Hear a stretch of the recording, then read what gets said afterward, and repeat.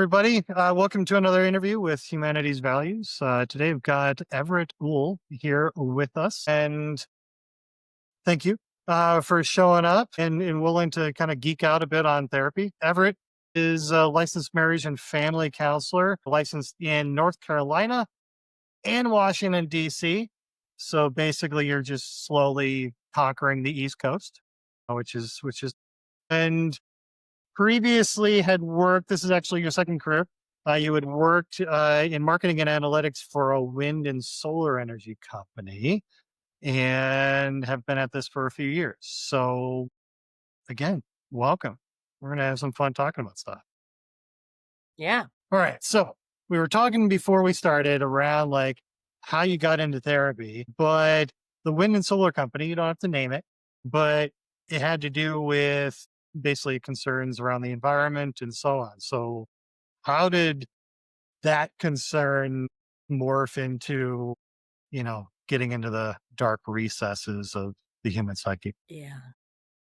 Yeah. So I say first I wanted to save the animals, then I wanted to save the earth, and then I wanted to save the people.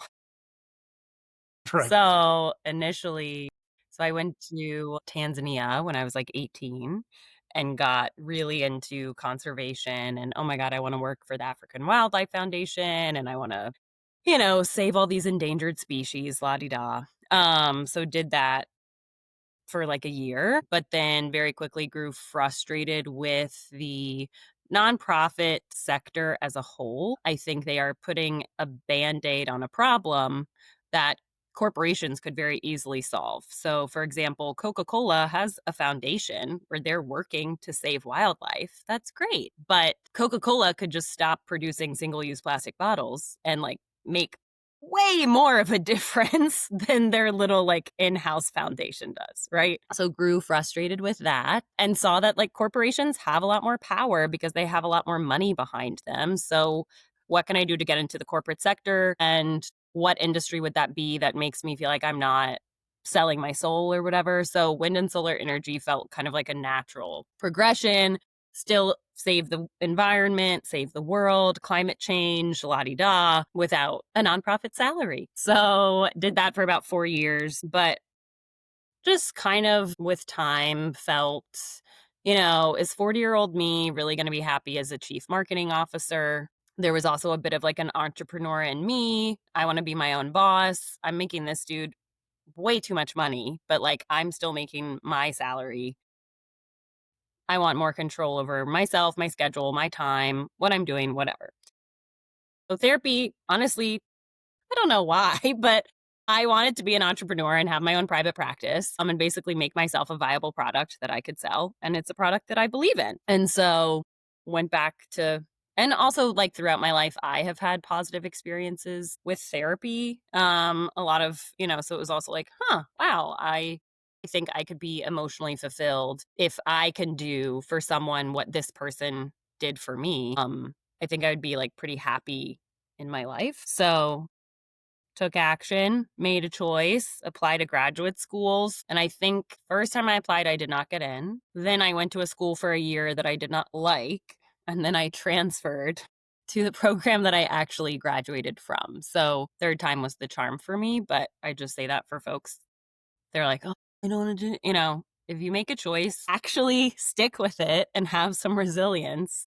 And maybe you'll get the outcome that you want. So it really took me like 5 years from, maybe I want to go back to graduate school to actually like graduating from graduate school. So I had to put in some time. And yeah, honestly, that story is far more common, I think, than people think, particularly it seems when it comes to just the mental health field. I mean, I know at least personally that is similar. It's like started here, took a break, finished one thing, then came back and finished up the counseling program. It's like, all right, nope, want to see this through, regardless of where it might take you, but Yeah. gonna see it through anyway. And then it's remarkable where you end up along the way. Yeah. Yeah. Okay. Yeah. Yeah. And So like you've what been in happens. Yeah. therapy Yeah. yourself previous, Hmm. um, and then have been practicing for a few years. So what's your style? Don't have to get too, nerdy and into the weeds, but we always can. But yeah, how do you approach therapy? So I don't like bullshit, and I really don't like flowery language. So that is that is how I am for my clients. So if you Love it. want me to beat Love it. around the bush and be la di da, and maybe you're doing this and maybe you're doing that. That's I am not that as a therapist at all. So, but I think ultimately, right, like that's not who I am as a person. So I think part of what I'm doing is just I'm showing up as my authentic self and I'm being me. So ideally, I'm modeling that behavior for clients so they can also move throughout the world more as their authentic self and be themselves. And also, I guess there is like an appropriate amount of disclosure in terms of like building rapport. But I just think if you're coming to me and basically like sharing really deep, serious, intimate things that some people will never know about you, and all I'm doing is just like sitting there silently and nodding, at some point that might not feel good. So I like to have much more of like a back and forth dialogue than just sitting and listening. Because I think a lot of times when someone's coming to therapy, they've tried a lot of things to solve whatever problem it is that they have before they're coming to a licensed professional to help them. Yes, listening in and of itself is therapeutic. Yes, just being with someone in their emotions is 1,000% therapeutic. I will never not do that. But they also really do want actual help, actual tangible things they can take away and take outside of the therapy room and bring into their life. And I think we are sometimes doing a disservice to our clients if all that is ever happening is sitting, being, and listening. I think a lot of times people can be in quite a Venting. desperate place Right. and they want to feel like there is some action that they can take. So I like to help them decide what action they want to take. What choice do you want to make with this information? Because I think also there's like that stuckness, right? Like they're feeling stuck. That's why they're here. So how do we help you be unstuck? Well, the opposite of stuck is moving. So let's move. Well, and there does seem to be an interesting disparity in counselors around therapists around what is the outcome base for therapy. Is it merely to provide a space for venting and sharing, or is it to help the person develop skills so that, and the way that I frame it with all my clients is like, eventually I want you to get to a point where you're like, I don't need to talk to you. Certainly not as often, if not ever, would be ideal. Like you got it. I'm not your paid friend for the next decade. So, it's nice to hear another version of the like no bullshit doctrine. I'm here to help out. We can talk, but eventually you need to do the work. Yeah. Yeah. You're a baby bird and I want you to fly away from the nest. And I'll go so Right. far as to be so bold as to say, I'm a bad therapist if all I do is create a dependence upon me. I'm a good therapist if you don't need me, right? Like 100%. that's my goal. So yeah, yeah, yeah. I don't ever want to just be like sitting and talking to you for 5 years straight. That's like wild. Like I had an intake or an inquiry where the couple was like, "Oh yeah, we're looking for a new couples counselor." And I'm like, "Okay, how long have you been with your current one?" 11 years. Okay. I don't know that couples counseling is helping then. Yeah. Like you're Yeah. helping her pay her mortgage, but I don't think she's helping you. Yeah. It does seem quite often that therapy is, particularly given the fact that it operates under a medical model by and large, that simply accepts for all the parties involved that you never actually have to move on. Like their treatment is just accepted as being, by far too many, as being a lifetime thing.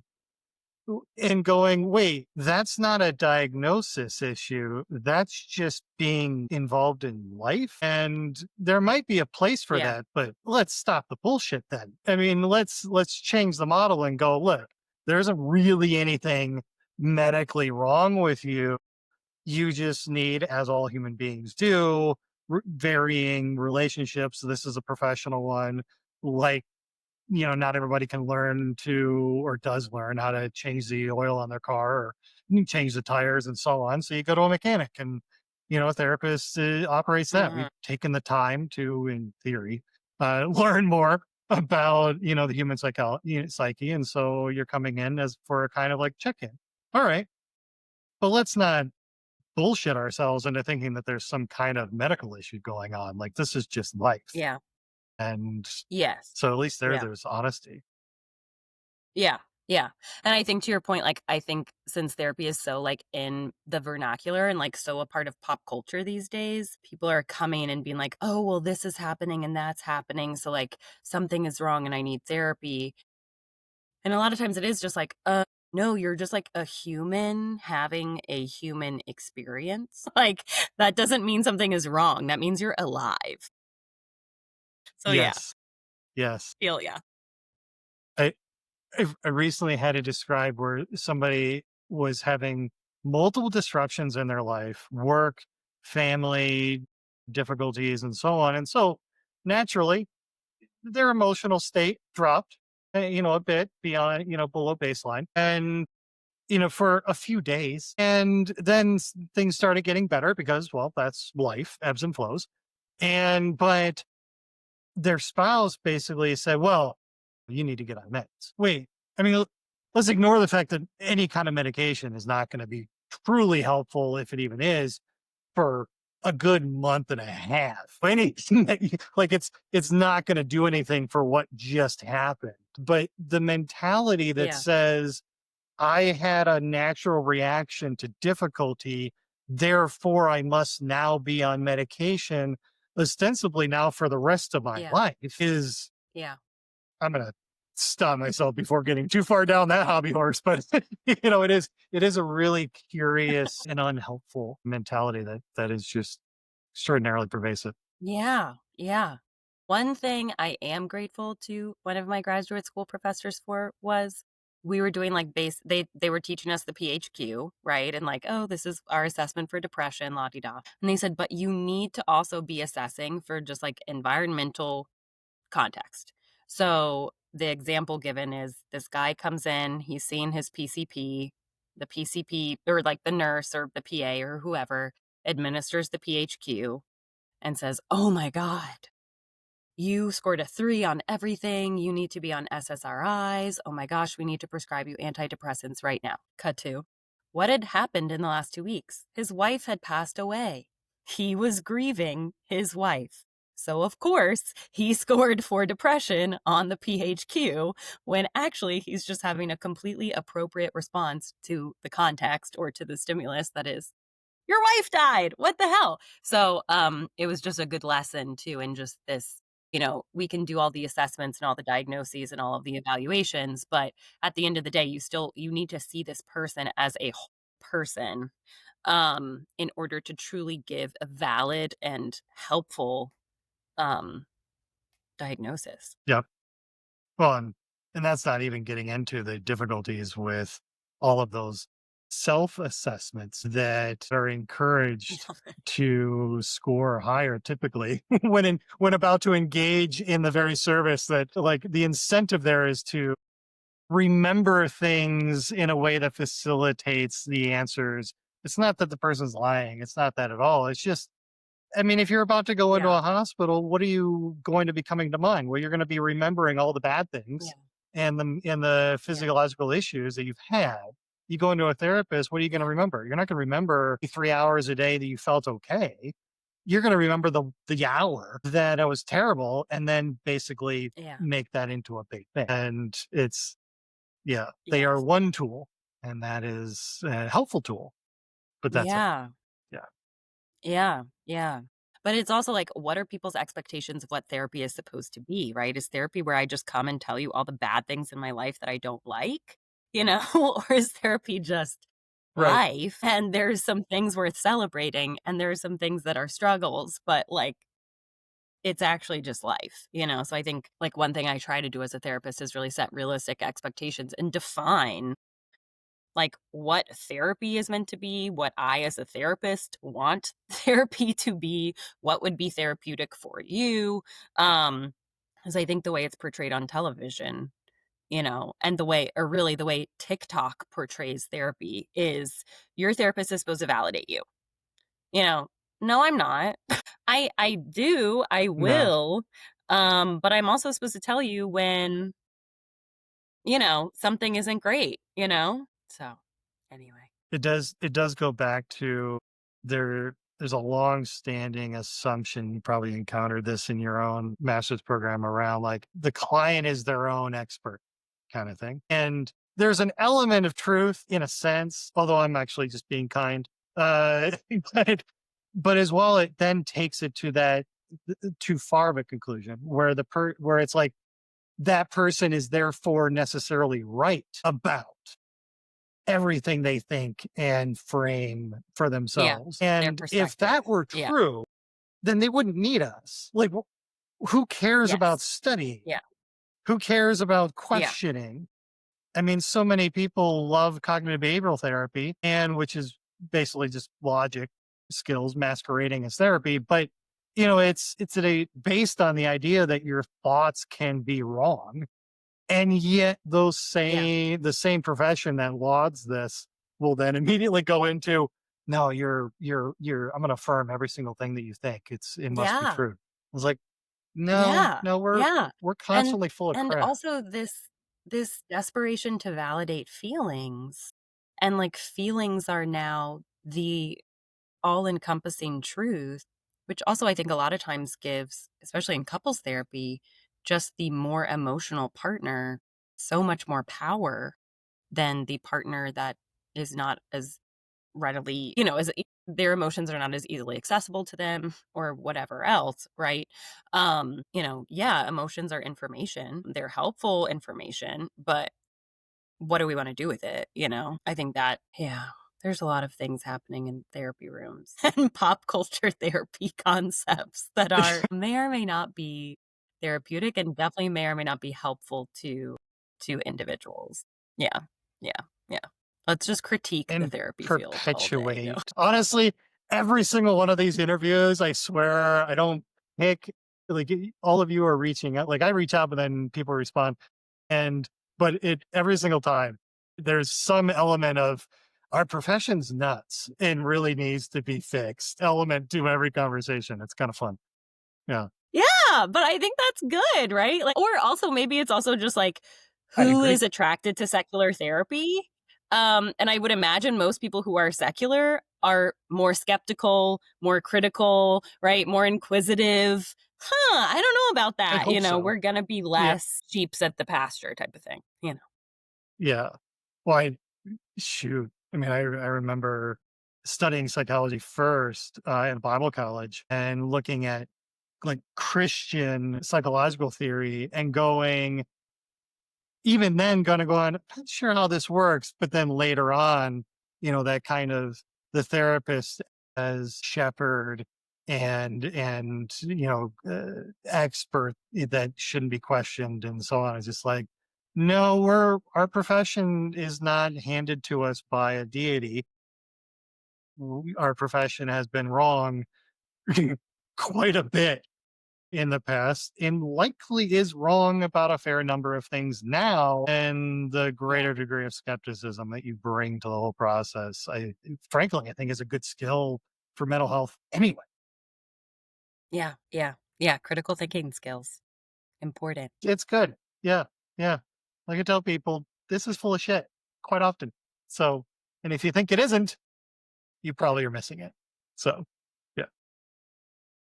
Yeah. Yeah. So, in the Yeah. no bullshit style, Hmm. you endeavor to utilize some of the skills from, frankly, one of my favorites, which is acceptance commitment therapy. So how do you Hmm. see ACT working in that, let's just call it no bullshit style, NBS? I mean, I think honestly, just like the choice point, right?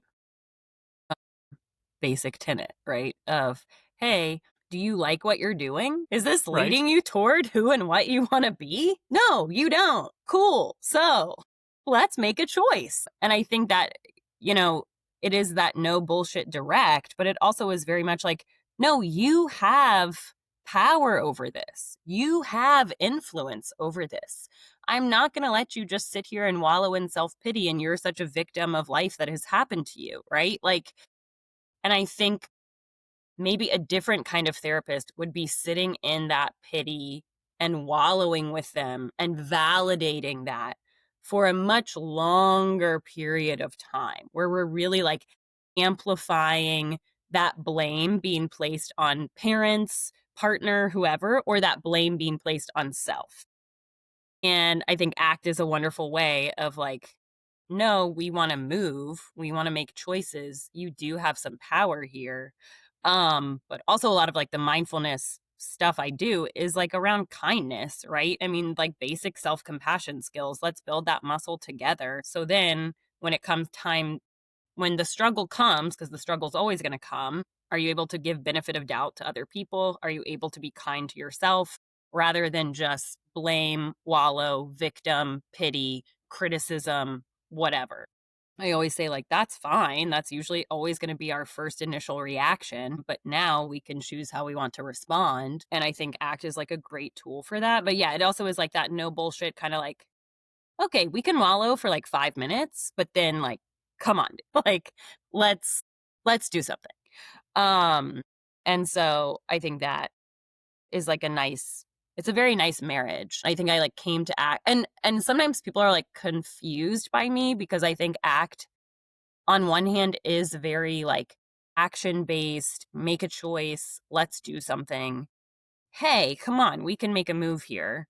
And then on the other hand, like mindfulness skills still feel very like woo woo, and like we're going to do breath work today and like we're going to open every session with a body scan and like yeah, let's give ourselves some compassion, whatever, right? So I think there is kind of this yin and yang almost of those two things, but then over time they sort of start to like merge and integrate together of like, oh yeah, the mindfulness does feed into the action and that like time to be still, that time to breathe, that time to notice is really helping to guide me in the choices that I want to make. Whereas if I'm just kind of like frazzled and constantly in this like thought spiral, shame spiral, whatever, like that is when I get stuck.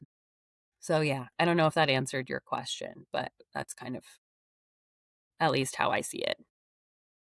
100%. Yeah. Well, and no, 100%. And that's where like ACT, because of its emphasis on value guided, behavioral patterns. And how do you move forward in your life with an understanding of, how, where you've come out of, but at the same time, not getting stuck. And to use the NAC term fused with a very narrow picture of what that was so that you don't spend session after session delving and Yeah. unearthing, your past when really this is a creative process and you're making it up as you go along, not in the way of a fake thing, but in the sense of you're trying to make sense of something that hasn't happened in the past and is being used to direct one's attention into the future. So how about we take more time for that future rather than everything that's Yeah. come before. Yeah. Yeah. The silly saying, I'll tell you, So is that when we're driving, we have a very small rear view mirror and we have a big windshield. So to look behind me is small, right? And to look ahead, right? And if I'm stuck looking in my rearview mirror, I'm probably going to crash because I'm not looking at the road ahead, right? So we actually do need to live life the way that we, safely drive a vehicle. Is that too for sure. self-helpy for you? No, no, it's spot on. It's been a while since I've heard that metaphor, and now I will definitely be stealing it and using it. It This is good. works. It works. It does. It absolutely does. It does. So then with ACT as well, you use, and this was a surprise to me because I don't encounter too many people who are even aware of this, let alone actually use it. But that is Bowen Family Systems. Well, how does that work? You want to give a brief overview of what that is and then how you kind of incorporate it for yourself? Yeah. I think kind of the main So it's like Bowenian family systems therapy. I think part of it is just because I did a marriage and family therapy program rather than like a social work or counseling program. So maybe they just like drill that more. But there's kind of like 8 concepts. And I'm sure you've heard of them because they've kind of made their way. So I think also he didn't do a good job at making sure he got credit for concepts. So for example, like triangulation, that's Bowenian. I think we use that a lot. We're just not giving him credit. And then same thing like the intervention, one of his like primary interventions was going home again, right? Like go home, spend the holidays with your family, right? Notice that stuff, right? He's very big on the genogram, right? And what was the family structure and all of that. So definitely a genogram shows up in my intake with every client. Not to the I don't know that it would pass like a Murray Bowen genogram test. It's kind of a half-assed genogram, but it is very much what was your family of origin? Like really tell me about it. What was going on? Because I think therapy is ultimately to know yourself and sorry, the people that were around you when you were forming your identity of self played a big role in how you know They had a yourself. role. So that's a big part of it. And then just a key principle of my work with clients is differentiation, right? What is a healthy sense of self?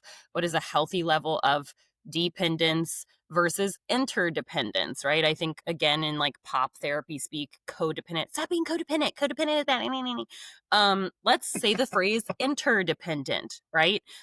If I have a farm and a family, right, to run that farm, we are all dependent on one another to like help out. You gather the eggs, you feed the cows, you do whatever. And so, like, to act like depending on someone else is bad is just kind of like silly to me. We are a social species. Like, of course, we depend on each other. We have neighbors for a reason. So that way, if something happens, hey, neighbor, can you help me? And so I think Bowen is a nice balance for me and like a nice way of describing to clients like yeah, I want you to be independent too and I want you to know how to soothe yourself, but there are also times where being soothed by another person feels really good, and like getting a hug from someone else is quite nice, and that doesn't mean you're weak, and that doesn't mean you're codependent, and that doesn't mean you have like unhealthy boundaries or something. So I think yeah, kind of like helping them redefine and understand what's the difference between codependent and what's the difference between interdependent, and do we feel like there is a healthy balance of independence and dependence or not? And then especially with couples, like kind of how it shows up in like modern day terms is of course like attachment style and avoidant versus anxious. But yes, and love the study and the strange situation and la di da, but it's kind of saying the same thing, right? Like, are we having a healthy level of interdependence in this relationship and independence? So that's kind of how it shows up in my room. I don't know that I'm ever like explicitly telling clients like this is but I well no, I will like whiteboard a triangle sometimes. So yeah, clearly I'm telling them some things. Okay, nice. Well, there is an element of I hope I did a good so job. many therapists get away from psychoeducation, but there really is an element where Mhm. that is needed. I mean, people have some truly you mentioned TikTok, and I will not go down Mhm. my rabbit hole of hatred for that program, but you know, they people have some really just crazily bad ideas about how, you know, the nature of mind and relationships and so on. And sometimes it's good to just kind of go, listen, this what I'm about to say may still be wrong to some degree, but at least it's better backed up than whatever cockamamie nonsense you encountered from online. So, yeah. Yeah, yeah, and those, Okay. like, principles kind of So, stand the test of time, right? Whereas, like, other things with Bowen don't, right? Like what is it? The double bind, like, oh, people have schizophrenia because their mothers gave them, like, mixed messages, right? And they said, "Come here and give me a hug," and then when they hugged them, they, like, got tense, right? So, like, there are definitely flaws, but yeah. there are also some truths still hold. Yes. Yeah. Don't worry. You can still blame your mother for everything, just not your schizophrenia. So it's Yes. totally fine. Yeah. Yes, yes, yes, yes, yes, yes, but we'll still blame her. We'll still blame her anyway. Yeah. We just can't Yeah. do it for that. Yeah. Yeah. All right. So you've mentioned, speaking of bullshit and hopefully coming up with better ideas, you had mentioned earlier around like perhaps some of the draw for being a secular therapist is that we ask hopefully more questions about the stuff that is coming out of our mouth. And so, and of course, we know each other very tangentially through the secular therapy project, and which is set up through recovering from religion. And basically it exists as a means of helping people connect with therapists that are not going to be using the therapeutic relationship as a means of proselytizing and bringing up their pet religious principles. So, what drew you initially to the STP? Yeah, so I think I'm unique in that I myself don't have religious trauma. I was raised Episcopalian. My mom always let us question things. My church really let us question things, especially Sunday school when I was, like, in high school. I mean, like half the kids in Sunday school were atheist and like questioning and like giving the Sunday school teachers shit. And it was completely allowed. And it was like a very healthy dialogue between adults and kids. So my harm doesn't come from the church. I want to be clear about that. It's actually just because my parents gave us the freedom to choose that I really value secular therapy, right? So none of my parents still go to church. My dad's like the little crucifer on Sundays, all that good stuff. We grew up saying grace and all of that, but now my parents have had 4 kids. All of us are agnostic, atheist. I'm like a little bit on the Buddhist scale, whatever. But there was like total permission to do that. And to question and explore. Um, and they really cared about exposing us to other religions. And so for that I am like very, very, very grateful. But so yeah, so I think like what drew me to it is the same thing that made me question my own religion, right? Like was like, doing the classic, like, I'm cool and I'm going to read Richard Dawkins in high school, or let me like read the Quran just to like be provocative, and like, he, look at me, like it was like attention seeking, whatever. Right. But like that matters. Sure. That's important that freedom to explore existed. So I think kind of no matter what, right. When I think about therapy, like I want you to be able to like try everything, taste everything, see everything. And so, how can that happen if I'm not doing that and if I haven't done that? So, I think like first it was my kind of my own personal experience, right? I am in North Carolina.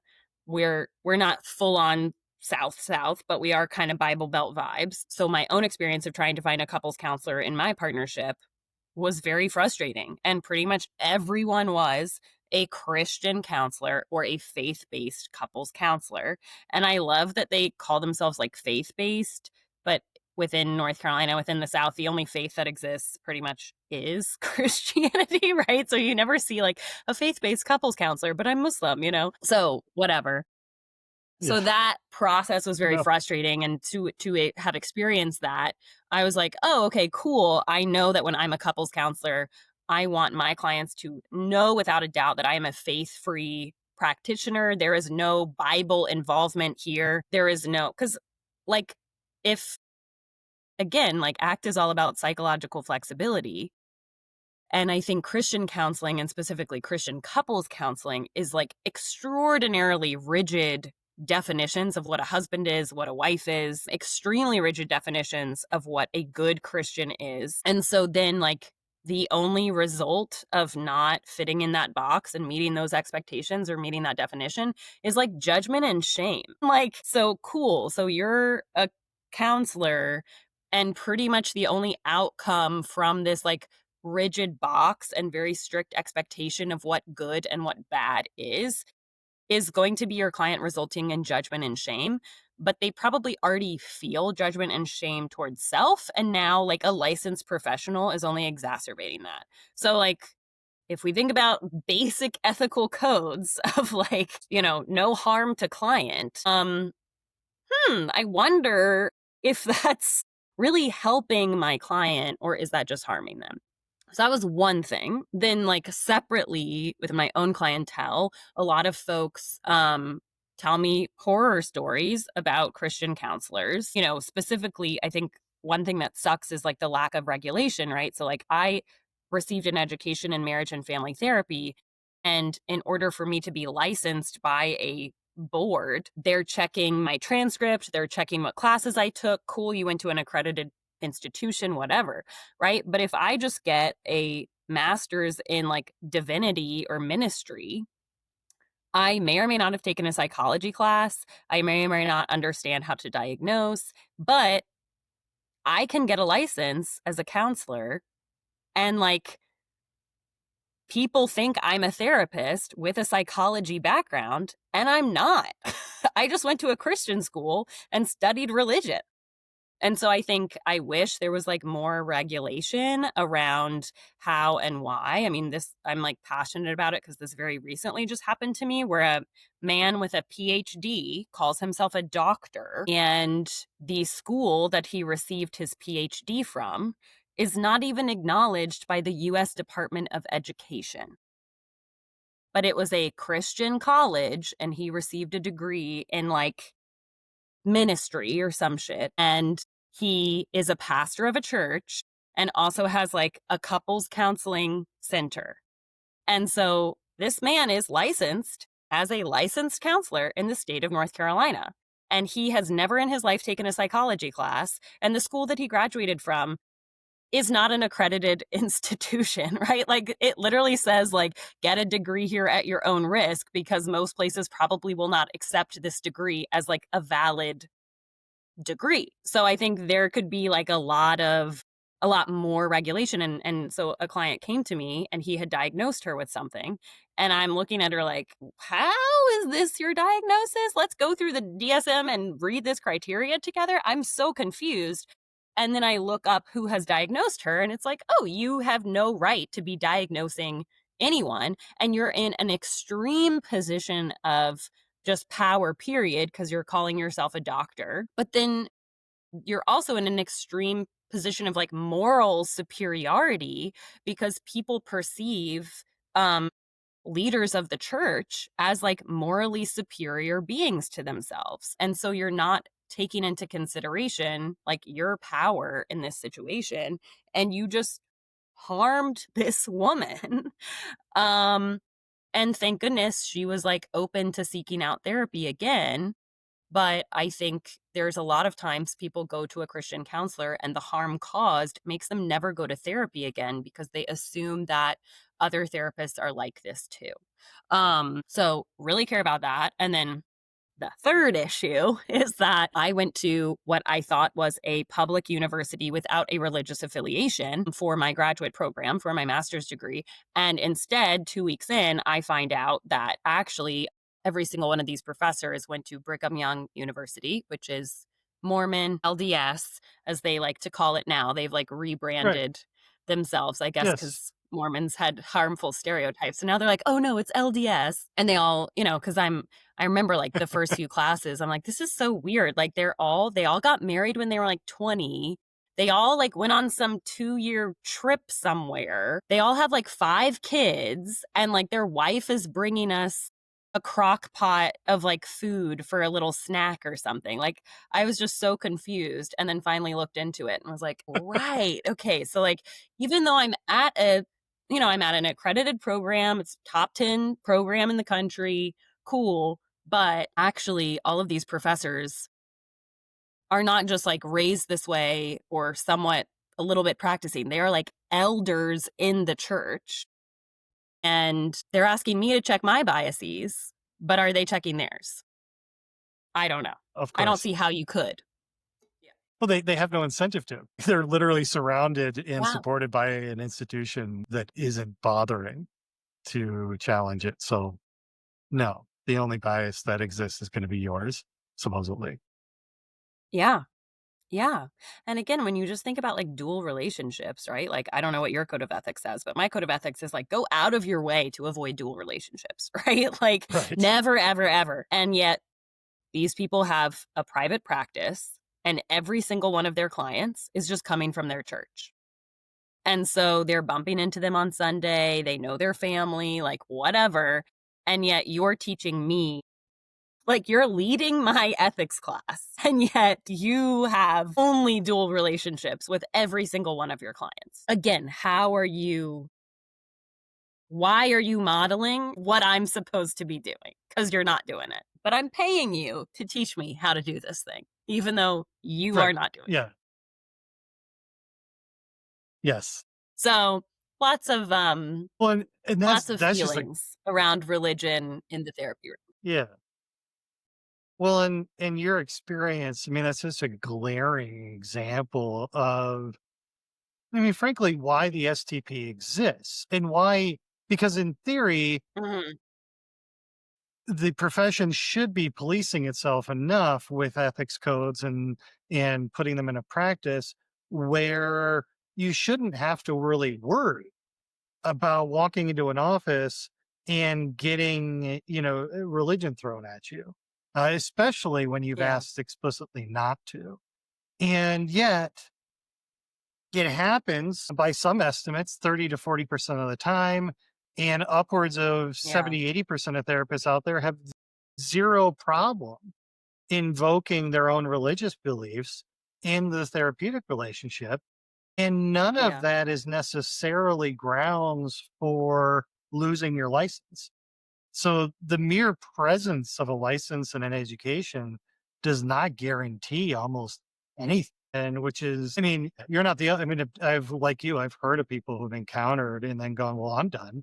Or they then turn to true yahoos online, and it's difficult to yeah, blame them for yeah, doing so yeah, when the profession that otherwise should have been self-policing failed so miserably.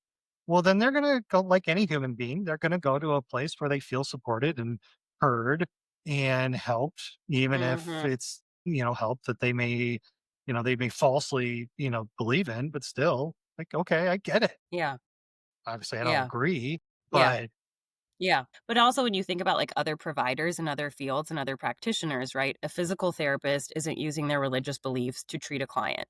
A medical doctor is not using their religious beliefs to treat cancer. So like why is it that I as a psychotherapist am allowed to use my religious beliefs to treat a psychological problem, frankly? Right. And like, would an insurance, I mean, if I don't support insurance, but like, would an insurance company actually be like, oh, yeah, that's a valid treatment method? Right. No, right. right? You Well, of know? course, And then yeah, it would never and be, it then would if we never be look at characterized that research way. Yeah. sorry. Yeah, yeah. And then if we look at research, right, like who's funding the research, right? So like a big, like a weird bias in my program, um, that that was very evident to me was like porn addiction, right? And pretty much the only research behind porn addiction has been funded by church. So they have they're like a biased funder, right? And it was one A study. little. My Yeah. god. It was like, basically, if you watch porn, you don't have dinner with your family, and it was, like, the weirdest, most non-legitimate study. We all learn, like, the difference between correlation and causation, and, like, "Oh, okay, so if you watch porn, you're just, like, a terrible husband and you don't have family dinner." What? You know? And again, it's just, like, shame, judgment, "Bad, bad, bad, you're bad." Right? Right. Rather than, like, looking at the system of, like, "Hmm, this is a coping skill that's on the rise. I wonder what's happening for the predominantly male population being impacted that's making them realize that like this is a good self-soothing technique for me, right? Huh, I wonder, are we not educating? Are we not teaching them? Are we not providing other self-soothing techniques? So it's just like an that is usually the dominant example. And same thing too, like Christian counselors or a pastor or a minister is diagnosing someone with an addiction when they do not meet the criteria for what an addiction is, right? I mean, I hear stories of a dude watched porn one time and is being told he has a pornography addiction. Okay, so if you have one beer, you're an alcoholic? No, that's not how this works. And not to say that porn addiction isn't real, it definitely is real. But I think porn consumption is more what's happening. And because of the religious morality situation coming in, and because we're like puritanical and we have shame around sex and la di da di da, they're being diagnosed with something that is like, and that's like disturbing to people, right? To be like, oh my God, like I'm an addict, right? And like, no, you just like were curious because you didn't have any exposure. You didn't receive sexual education. So you went and consumed what you think sex is going to be. And, it's just so I think like this is when I'm grateful for my education around systemic thinking because I think porn addiction is like so on the rise. But I think of all the like addictions, that one is like the most um systemic influenced, if you will. And so we like really have to be zooming out with that 30,000-foot view of like what's really going on here rather than just, yeah, you're bad. You're being a bad Christian. You're being a bad Christian man. What's wrong with you? Stop. You know, that's how is that helpful to your client in any way? Well, and you're right there on the money with it when it comes to, the self-soothing. And Mhm. whenever I get anybody who approaches me with a supposed porn addiction, which I will on the record disagree with it being a thing, but it's that I always ask, well, are you using it? Do you masturbate? And they're, well, yeah. I'm like, so you don't just have it in the background. I mean, Right, it's not just right, right. running, You're not just like throughout. watching a movie. Yeah. You're not missing dinner. Right. Yeah. Like you're doing this for a purpose. Like it's like lube or anything. Like it facilitates an outcome that you're Yes. actively wanting to Yeah. participate with. Yeah. And every single time they're like, well, yeah. I'm like, well, then it can't be an addiction. Like it's not that the behavior can't be a problem if in fact like you've made promises and you have certain standards of fidelity within your relationship, and I can disagree with that, but to each their own. But you might be violating honesty and so on with all that. But now we get back to that systemic issue of going, is the behavior the problem, which often the addiction model will hyper focus on, and instead is it a behavior that facilitates an outcome that you're like, well, shoot, this is like having a nightcap or any number of other things that people go out and do in order to facilitate pleasure that they aren't getting, Yeah. or they perceive it as being more complicated to receive that pleasure elsewhere. And as a species, if we're one thing, we are very much lazy. We will Yeah. get our pleasures the quickest way possible. And so if there's anything that's going to get in the way of Yeah. it, we're going to go with the easy route. Like, yeah, Yeah. Yeah, and it has gotten I mean, like, I always tell people, right? Like, this shit is so easy now. I think about it and bam, it's on my phone versus, like, I used to have to, like, it's right there. get a Right. subscription to some catalog. I used to have to, like, go to the store and, like, sneakily get a tape. Like, just the level of, like, Hmm. obstacle is non-existent, you know? So, again, it's Right. like shaming Yep. someone for having a lack of discipline or being a bad Christian when it's like, "No, this holy crap, you have 1 second to decide whether or not you do this." And, that's a very short amount of time Yep. to decide what choice you wanna make in this moment. And it's easier To than, make like, any me decision. making you take Yeah. 10 good breaths. Yeah. Mhm. Yep. Yeah. Yeah. Taking the moment to be bodily aware is effortful. Mhm. I mean, that it takes practice. And I mean, shoot, I'll be the first one to admit I don't like doing that every time. I mean, you don't even know the better outcomes that it brings. Like it teaches this stuff and it's still like biologically, Yeah. I'm still going to want to, the initial impulse is going, well, yeah, what's the easiest thing that I can do?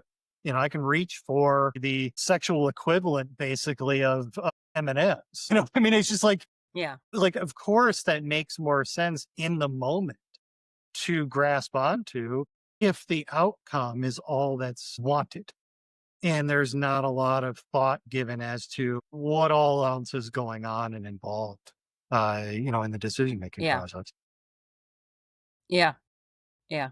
So I think we learned today that ACT is the best possible treatment modality. I think so. Yeah. No, I agree. That's we can use it, And and Christian therapists we'll suck. No, I'm we'll just kidding. I'm just kidding.